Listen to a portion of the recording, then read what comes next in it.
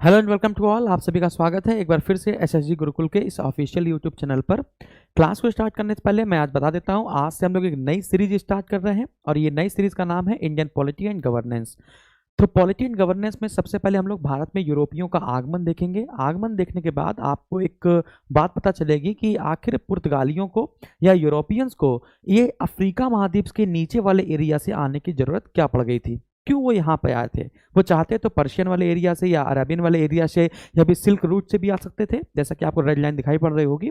तो इस सीरीज को हम लोग कंटिन्यू करेंगे। तो आज हम लोग पढ़ेंगे, आज हम लोग सिर्फ इतनी बात करेंगे कि आखिर यूरोपियंस ये केप ऑफ गुड होप से क्यों होते हुए आए, इतना लंबा ये ऐसे करके अफ्रीका महाद्वीप का सफर ऐसे क्यों तय करके आए, क्योंकि इधर से भी आ सकते थे। ठीक है, फिर अगले टर्न पर हम लोग 1600 का चार्टर एक्ट, आखिर ईस्ट इंडिया कंपनी कैसे निर्माण हुआ, कितने पार्टनर थे इसमें, कौन इसका प्रशासन संभालता था। धीमे धीमे जैसे battle of Plassey, battle of Buxar, Talikota का युद्ध 1565 में, इसके राक्षस तांगड़ी युद्ध कहते हैं, 1726 का चार्टर एक्ट, 1773 का रेगुलेटिंग एक्ट। इस प्रकार से हम लोग बात करेंगे। यानी डेली मैं आपको 10-10 मिनट का या 15-15 मिनट का एक टॉपिक दूंगा और उसको आप पढ़ते रहिएगा डेली, और बड़े से बड़ा पेपर क्रैक करने की क्षमता आपके अंदर आ जाएगी। जैसे डेली बेसिस पे आप करंट अफेयर पढ़ते हैं, वैसे मैं डेली बेसिस पे इसको पढ़ाना शुरू कर रहा हूँ। ठीक है, तो स्टार्ट करते हैं। समझिएगा कि भारत का जो व्यापार का संबंध है यूनानियों से या आप कह सकते हैं कि यूरोप से, वो आज का नहीं है। यदि आप देखेंगे तो सिकंदर महान है ना, जिसको द अलेक्जेंडर के नाम से जाना जाता है, सिकंदर थर्ड के नाम से जाना जाता है, वो आप देखेंगे कि खैबर दर्रे को पार करते हुए, हिंदू कुश पर्वत को पार करते हुए यहाँ पर आया था। आपको ये बात पता है। ठीक है, तो चंद्रगुप्त मौर्य के दरबार में मेगस्थनीज आया था। यानी कि जो ग्रेको एम्पायर चल रहा था, यूनानी एम्पायर चल रहा था, उनका संबंध भारत से पहले से ही जुड़ चुका था।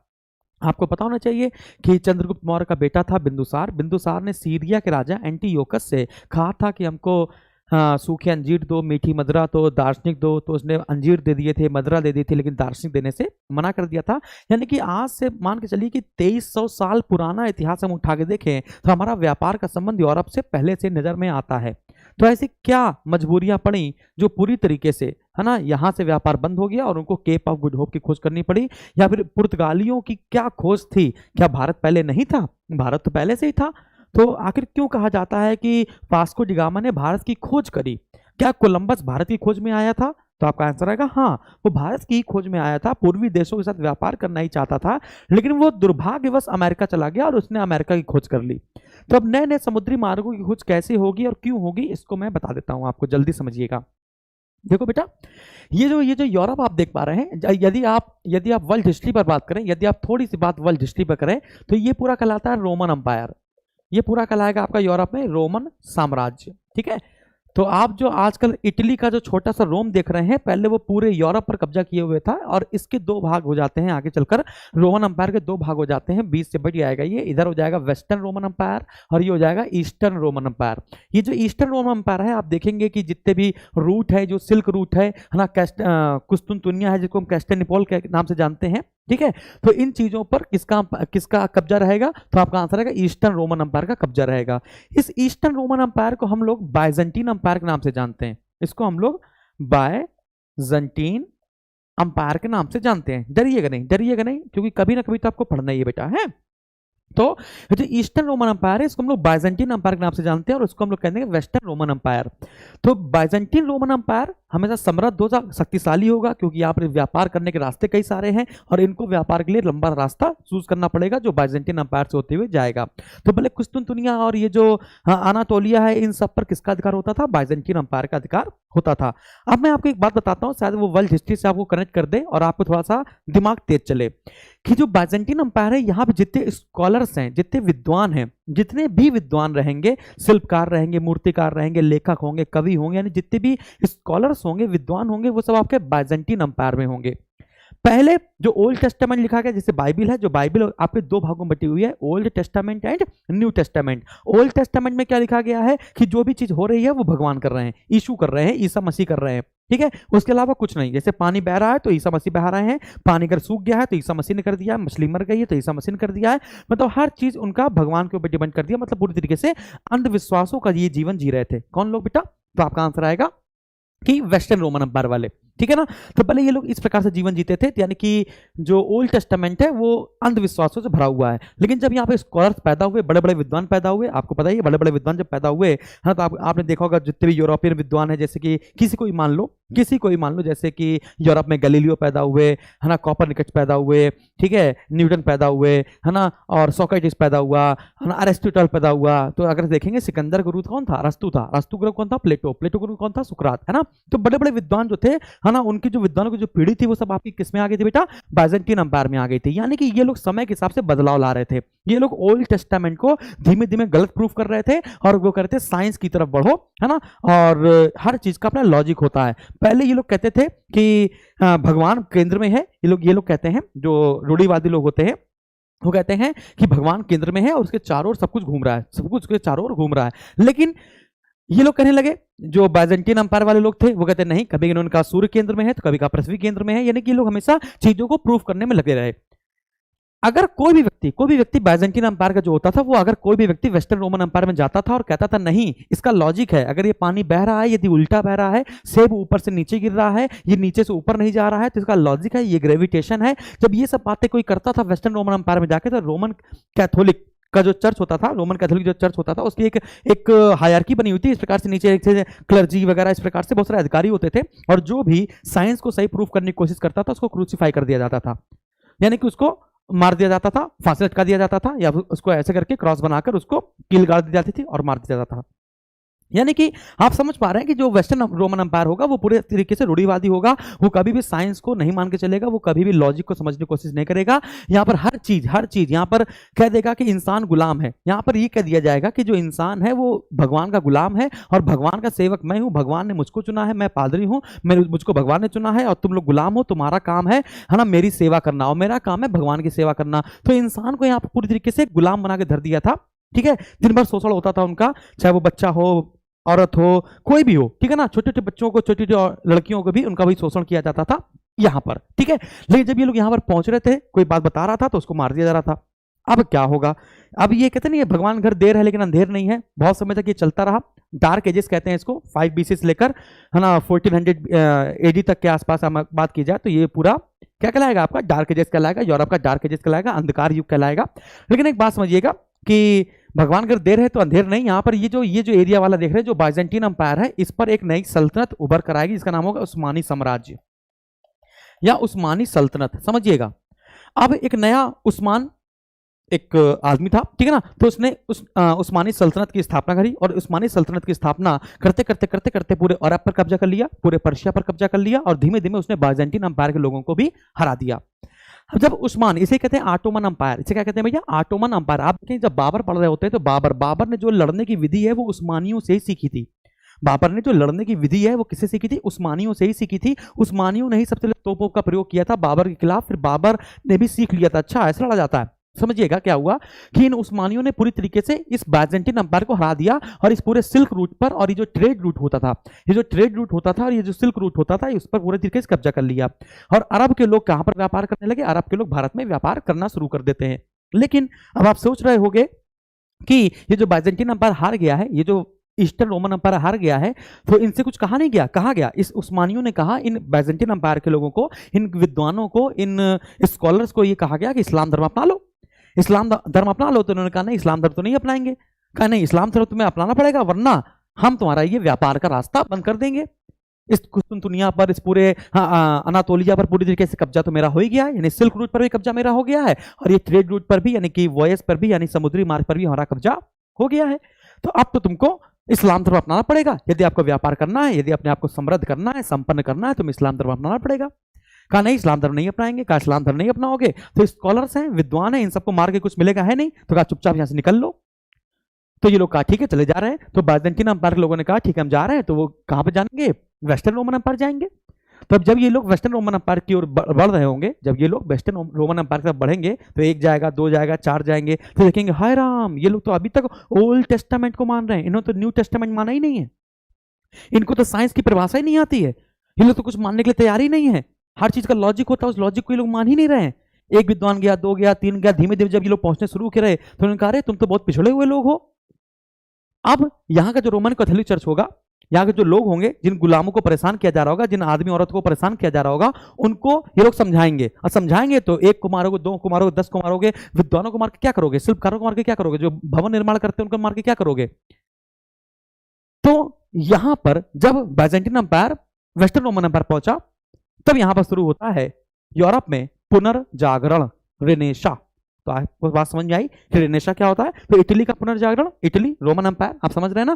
तो यहां पर यूरोप में पुनर्जागरण कैसे शुरू होता है, आई विश आपको समझ में आ गया। हल्का सा आपको मैंने कनेक्ट करा के कोशिश करी है, पूरी तरीके से नहीं बताया, लेकिन आपको कहानी समझ में आई होगी। ओके, तो अगली बात करते हैं। तो इनका अच्छा और भी तरीके थे, और भी चीजें थी कि यूरोप के लोग नहीं अपना रहे थे, क्योंकि यूरोप में ठंडी थोड़ी ज्यादा पड़ती है। ठंडी ज्यादा पड़ती है तो लोग वाइन पीते हैं, शराब पीते हैं, है ना, और जो मांस वगैरह होता है उसको भूज भूज के खाते थे। लेकिन जब से उन्होंने भारत से व्यापार करना शुरू किया था, तब से इन लोगों ने, है ना, जड़ी बूटी खाना शुरू कर दिया था। हल्दी, धनिया, मिर्चा, प्याज, ये सब खाना शुरू कर दिया था, है ना। तो मसाला खाने की आदत पड़ गई थी। तो इन यूरोप के लोगों को भारत के मसाले, भारत की जड़ी बूटियां खाने की इस प्रकार से आदत पड़ गई थी कि उन्होंने इनसे कहा, अरब वालों से, कि हमको व्यापार करने दो। तो उन्होंने कहा नहीं, एक काम करते हैं, हम इससे व्यापार करते हैं, तुम हमसे व्यापार करो।